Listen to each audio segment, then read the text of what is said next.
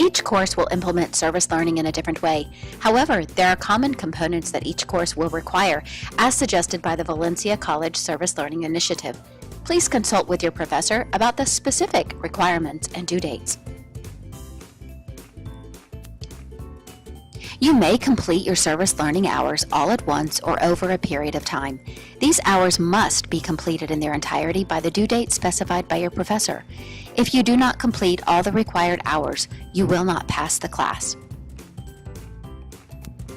Service learning hours must be completed independently in total for each class. No double dipping of SL hours. For example, if you are taking 2 classes with SL hours, one class requires 20 and another requires 10, you must complete a total of 30 hours and cannot count the same SL hours for 2 different classes. If you wish to go beyond your course SL hours, we highly suggest you consider taking SLS 2940, our special service learning course that will allow you to add up to 80 hours.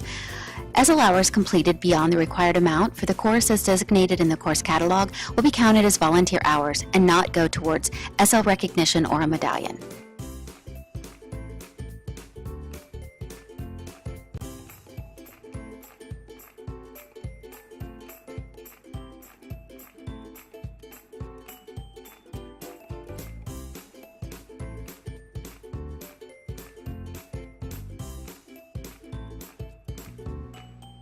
The background check process takes about 15 minutes to complete and may take up to 2 weeks to be approved. If you have any criminal record, you must divulge everything. Do not lie. If you lie, then you will not be approved and never hired in OCPS. If you have questions about your criminal record and how to answer the questions, speak immediately with your professor or the service learning liaison. After submitting your application, wait 2 to 3 days, then log back into the OCPS Edition site and check to see if your status has been changed to active or approved. If after 3 days your status is not changed, call the OCPS number listed on the TEP website. If you have not been approved after 1 week, please contact the Service Learning Liaison immediately. Before beginning your background check, you must choose a community partner school. Your professor will inform you what school you should work with. Some of the community partner schools are listed on the TEP website with their contact information for their volunteer coordinators. Please follow the instructions on how to contact the schools as they may vary from school to school.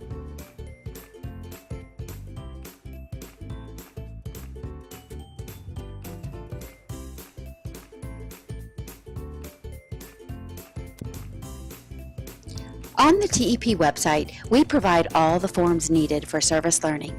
Only use these forms for the specific semester and course you are taking. Other forms from other semesters or from other places will not be accepted. You will find a service learning handbook also on the TEP website that you may print out that provides all the information about service learning in TEP. Please review this handbook to make sure you understand service learning at East Campus. You will also find the service learning verification form. Please choose the correct form that corresponds to the semester and course you are taking, as each verification may be different. You should bring this verification form with you each time you visit your school and make sure to complete everything before the teacher signs. Please note your verification form will be randomly verified. We also ask that you complete the Service Learning Statement of Understanding and return to your professor by the due date required. This will give us information on how to contact you in case of an emergency with the school, allow us to know that you understand the service learning requirements, and also know where our Valencia students are serving. Dress appropriately. Professional business attire is required. You are representing yourself in Valencia College Teacher Education Program when completing your service learning hours at one of our community partner schools. We want you to have a positive impact on these schools, and dressing professionally is the first step before entering the classroom. The classroom teacher may be dressing more casually, but he or she already has a job and a contract with the school. You do not have this job yet, and professional dress is the first step to your future as an educator. When you dress professionally, you will be treated professionally. Students may have varying ideas of professional dress, so we will try to give you some guidelines of what to wear and also some questions to ask yourself before you head out to your service learning school.